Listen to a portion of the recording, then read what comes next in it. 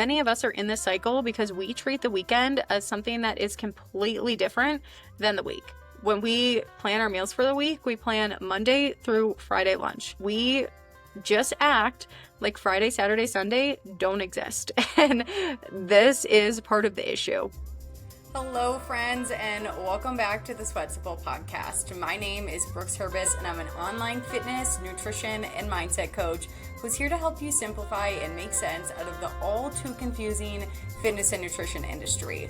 Let's be real, there's a lot of conflicting information online, and it can be hard to know what's legit and who to trust. In every episode, I'll be sharing the science and psychology behind health, fitness, and long-lasting behavior change. But I'll also be sharing real-life practical application because all of the best info in the world only matters if you can actually apply it to your real life.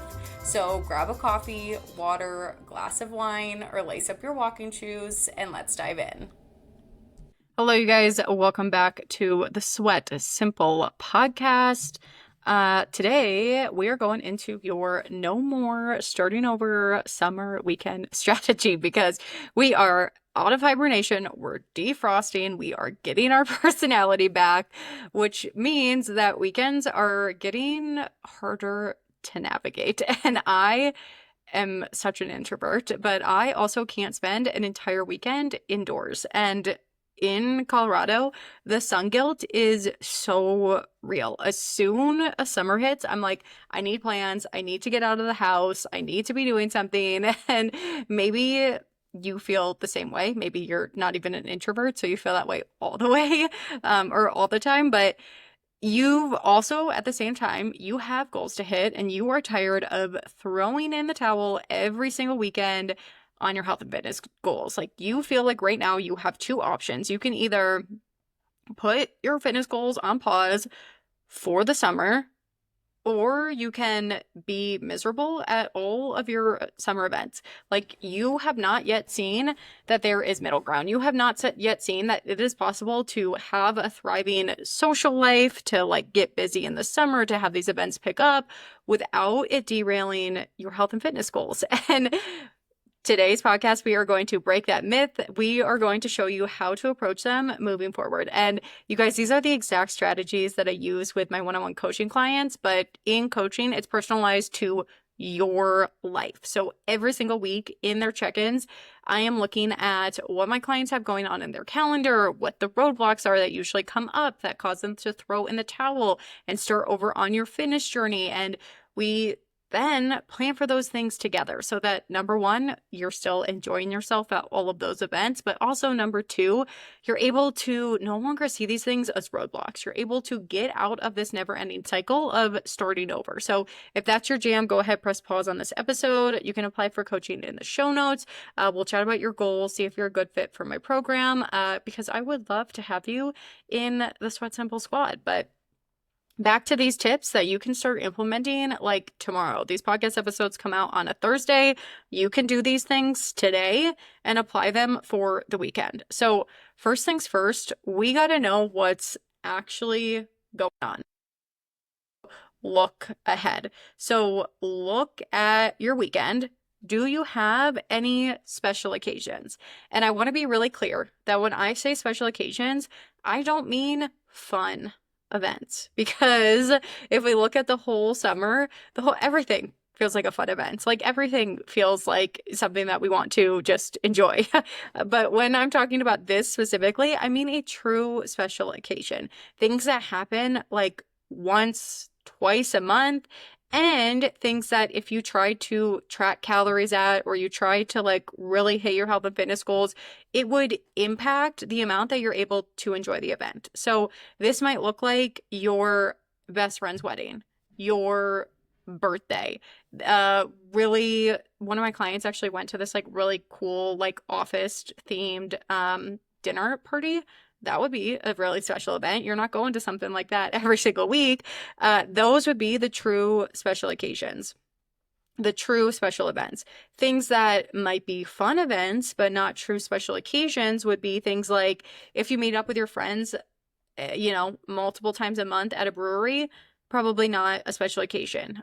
If you go out to dinner, like if you have a date night with your partner once a week, no longer a special occasion, just a fun event. If you are deep in wedding season and you've had a wedding every weekend for the past 2 months, one, you have so many friends.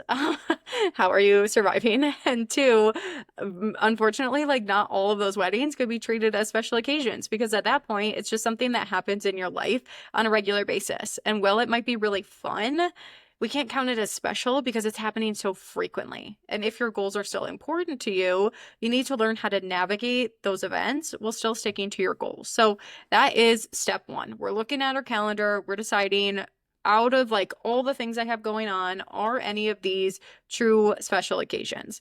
If there are special events happening for the weekend, the next step is thinking about how you want to handle those events specifically, and then how do you want to handle the rest of your weekend? So just because you have one fun and special event, does the rest of your weekend need to be an all-out splurge? Are there any meals that you could make that would help you hit your goals? So really, we're starting to ditch this all or nothing thinking about the weekends. It is not as soon as Friday starts, all bets are off. It is, even though I might have some events where hitting my health and fitness goals will be more difficult, even if I have a few events where I have decided in advance I'm not going to focus so much on my health and fitness goals, there are other pockets of the weekend where I could. So let's even say that you are at a wedding and you're traveling. Maybe like the wedding festivities start Saturday night, but could your breakfast Saturday morning and maybe even your lunch look pretty similar to what you typically eat? Does the whole weekend have to be treated as a special occasion? Or are there any parts of the weekend that could be treated as quote unquote more normal? So that's the first step, is just this planning. Like, if there are special occasions, how do we want to handle those? Are we, not thinking about calories at all? Are we maybe tracking up until those events? Are we setting any bright lines about those events? And then outside of those special occasions, how are we handling the rest of the weekend? And there always will be times where like the whole weekend is a special event. Like maybe you are going on a trip, or your best friend is coming to visit and you never get to see each other. Like absolutely, there are opportunities where we're not thinking about our health and fitness goals, and that's okay.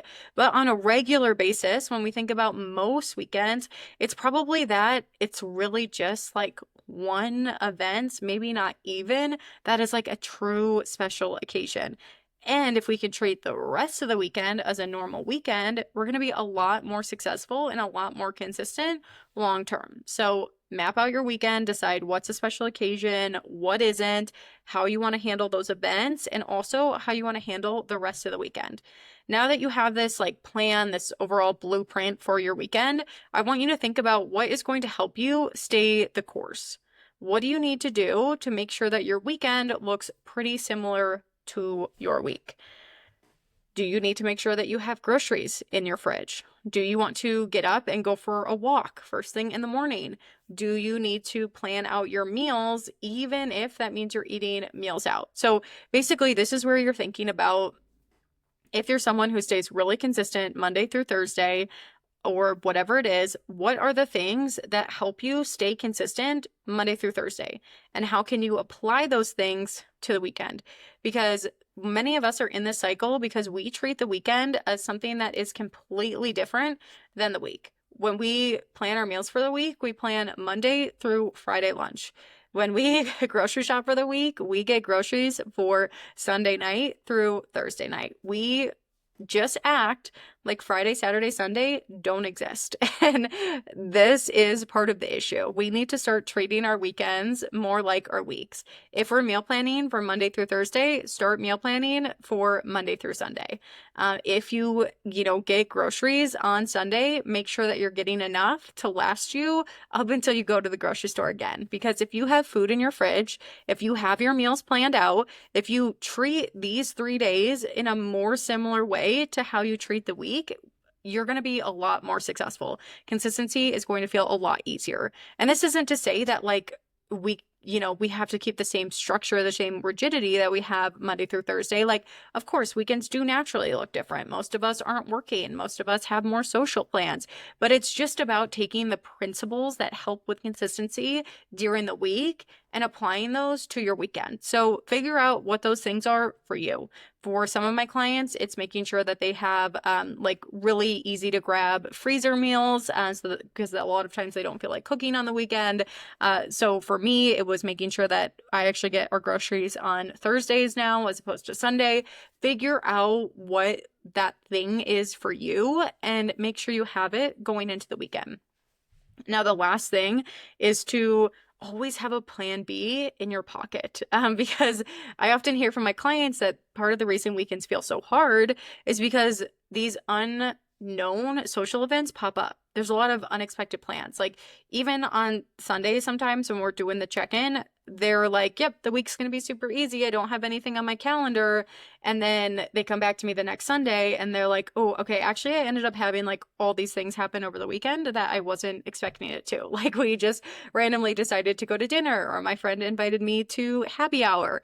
And I totally understand that we can't plan for those things in advance. Life is about having flexibility. It can be fun to have these like unexpected things pop up. So, the main shift here though is that if our goals are important to us, if consistency is important to us, we can't just throw in the towel the second that our original plan goes out the window. And this is what I bet many of you are doing right now. Maybe you plan for the weekend and you say, okay, Friday dinner, I'm like staying at home. I'm going to have a movie night. And then your friend invites you to happy hour. So you go, oh, okay, well, that plan won't work. So I'm just going to like stop tracking calories and I don't want to see what I'm doing. And I'm just like going to go all out. That's not helping with your overall consistency. So instead of just completely ditching your original plan, I want you to create kind of like this blanket plan B.